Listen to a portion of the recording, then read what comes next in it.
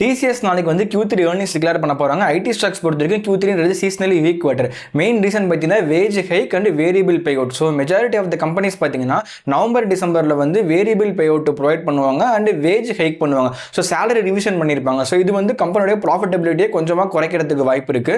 And along with this பார்த்தீங்கன்னா Christmas and new year இந்த collective holidays வருது இல்லை. So majority of the IT கம்பெனிஸ்க்கு பார்த்தீங்கன்னா வந்து சோர்ஸ் ஆஃப் ரெவன்யூன்றது அவுட் சைட் ஏஷியாவில் இருந்தால் வருது. ஸோ அங்கே எல்லாமே வந்து இந்த கிறிஸ்மஸ் நியூ இயருக்கு ஒரு கலெக்டிவ் ஹாலிடே விடுவாங்க ஒரு 10 நாள் அந்த மாதிரி. ஸோ அந்த டைமில் வந்து கிளைண்ட் பே பண்ண மாட்டாங்க கம்பெனிக்கு. ஸோ அந்த ரெவன்யூ வந்து நமக்கு ஷார்டேஜ் ஆகும். ஸோ அதனால் Q3 சீசனலி வீக் குவார்டர். இப்போ TCSக்கு நம்ம வந்து ரெவன்யூ ப்ரொஜெக்ஷன் பார்த்தோம்னா CNBC தரப்பில் அவங்க சொல்றது வந்து 0.2% வந்து கான்ஸ்டன்ட் கரன்சி ரெவன்யூ growth இருக்குன்னு அவங்க சொல்றாங்க. ஸோ கான்ஸ்டன்ட் கரன்சின்றது என்னன்னா இப்போ வந்து அமெரிக்காவில் இருக்கக்கூடிய கிளைண்ட் வந்து டாலர்ல தான் பே பண்ணுவாங்க. அதை வந்து நம்ம இங்கே உள்ள கரன்சிக்கு மாற்றும் போது டெய்லி INR வந்து பிரைஸ் மாறிட்டே இருக்குல்ல, அதை வந்து ஒரு ஃபிக்ஸ்டு பிரைஸ் பேஸ் பண்ணி தான் மாற்றுவாங்க.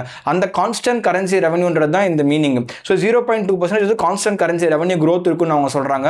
அண்ட் ஓவரால் டாலர் டேர்ம்ஸ்ல பார்க்கும்போது ரெவன்யூ வந்து குறையும் சொல்றாங்க. 0.6% வந்து ரெவன்யூ குறையறதுக்கு வாய்ப்பு இருக்குன்னு சொல்றாங்க.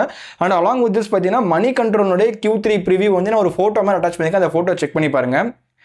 அண்ட் இப்போ வந்து இந்த கம்பெனி பொறுத்த வரைக்கும் நம்ம வந்து மேனேஜ்மெண்ட் கைட்லைன்ஸ் ரொம்ப முக்கியம். ஸோ மேனேஜ்மெண்ட் தரப்பில் நம்ம என்ன கீ பாயிண்ட் நம்ம ஃபோக்கஸ் பண்ணலாம்னா BSNL ஆர்டர் டீல் வின் வந்து இப்போ ப்ராபப்ளி வந்து இந்த ஃபினான்ஷியல் இயரோட முடிய போகுது.